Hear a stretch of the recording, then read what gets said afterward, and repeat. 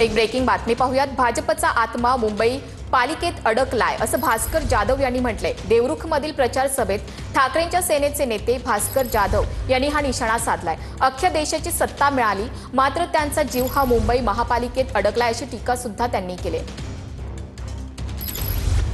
राजा हा राजा झाला, त्याला सगळं ऐश्वर्य मिळालं, तरी सुद्धा त्या राजाचा जीव हा पोपटा म्हणजे पिंजऱ्यातल्या पोपटामध्ये असतो।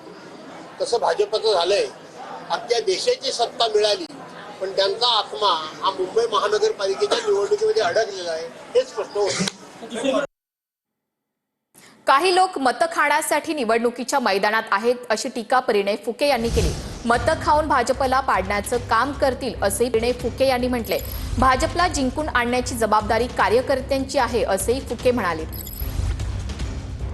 काही लोक आपले मतं खाण्याकरता या निवडणुकीच्या मैदानात आहे, ते जिंकणार नाही। मी तुम्हाला 100% सांगतो, ते जिंकणार नाही, पण ते वोट खाऊन कुठेतरी भारतीय जनता पार्टीला पाडण्याचं काम ते करणार। बटेंगे तो आपले वोट जर डिवाइड झाले तर कमल पडल्याशिवाय राहणार नाही। कमलला जिंकून आणण्याची जबाबदारी कार्यकर्त्यांची आहे। येणाऱ्या 2 तारखेला मोठ्या मताधिक्याने माननीय प्रदीपभाऊ पडोलेंना निवडून द्या। 3 तारखेनंतर काहीही झालं तरी आम्ही फडणवीस आणि एनडीए सोबतच असं सुनील तटकरे यांनी म्हटलंय। आम्ही कधी सुरत, गुवाहाटी, गोवा असे गेलो नाहीत असंही सुनील तटकरे म्हणालेत। आम्ही जे गेलो ते विकासासाठीच। राष्ट्रवादीचे प्रदेशाध्यक्ष सुनील तटकरेंनी शिंदेच्या शिवसेनेला हा टोला लगावलाय। काल परवा रवींद्र चव्हाण साहेब उद्वेगाने बोलले, 3 तारखेपर्यंत युती आहे तोपर्यंत सांभाळा। मला माहित नाही काय होणार आहे ते, पण 3 तारखेनंतर काय घडलं तर राष्ट्रवादी काँग्रेस पक्ष देवेंद्रजी आणि एनडीएच्या पाठीमागे ठामपणाने उभा आहे। ती गरुडच्या आणि रायगडच्या सर्वांगीण विकासासाठी आहे, हे मला आज या कार्यक्रमाच्या निमित्ताने सांगायचं आहे। कारण आम्ही कधी सुरत मार्गे गुवाहाटीला आणि तिथून गोव्या मार्गे कधी आलो नाही। आम्ही जे गेलो ते त्या ठिकाणी व्यवस्थितरित्या संबंध विकासाच्या कामासाठी गेलो। गावात नाही पत आणि नाव गणपत अशी टीका सुनील तटकरेंनी केली। मुरुडच्या जाहीर सभेत सुनील तटकरेंनी नाव न घेता महेंद्र दळवींवर ही टीका केली। दळवींना अलिबागमध्ये पॅनलही उभं करता आलं नाही असंही तटकरे यांनी म्हटलंय। ग्रामीण भागात एक म्हण आहे, गावात नाही पत नाव हो गणपत। स्वतःच्या गावात नाही उभं करता आलं पाहिजे, का नाही करू शकलं? करता येऊ शकलं असतं, करू शकता होतं तर नाही। मुरुड या आम्हाला पण आमचा अधिकार आहे लोकशाहीमध्ये। होय, आम्ही आणि उद्धव बाळासाहेब ठाकरे शिवसेना एकत्रितपणे आलो। आपण अनेक ठिकाणी वेगवेगळ्या पैकी युती त्या ठिकाणी केली।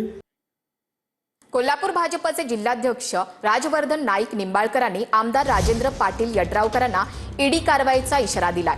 राजवर्धन निंबाळकरांच्या इशाऱ्याला मंत्री चंद्रकांत पाटील यांनी सुद्धा समर्थन दिलंय। गैर काही केलं नसेल तर घाबरण्याची गरज नाही असं चंद्रकांत पाटील यांनी म्हटलंय। तर आम्ही घाबरलोय हे चंद्रकांत दादांना कुणी सांगितलंय? कोणत्याही चौकशीला घाबरत नाही असं राजेंद्र पाटील यड्रावकरांनी प्रत्युत्तर दिले। भारतीय जनता पार्टीचा जिल्हाध्यक्ष माझा मुख्यमंत्री आहे। येणाऱ्या काळामध्ये भारतीय जनता पार्टीला डिवचलेल्याचं उत्तर खऱ्या अर्थाने येत्या 6 महिन्यात खरे दिलं ना, तर भारतीय जनता पार्टीचा जिल्हाध्यक्ष म्हणून नाव आलं।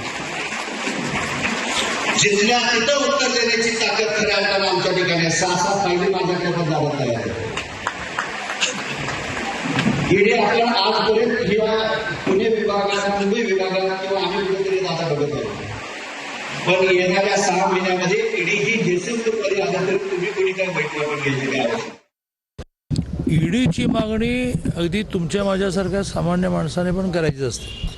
राजवर्धन निंबाळकर तर आमचे जिल्ह्याचे अध्यक्ष आहेत। याच्या आधी मुश्रीफांची इन्क्वायरी जेव्हा लागली त्यावेळेलाही आमच्या एका जिल्हा अध्यक्षाने समरजित घाटगे यांनीच मागणी केली आणि ती इन्क्वायरीपर्यंत गेली आणि आपल्या सगळ्यांना माहिती आहे की अटकपूर्व जामीन घेण्यापर्यंत गेली। ईडीचा अर्थ काय? ईडी लाव म्हणजे काय?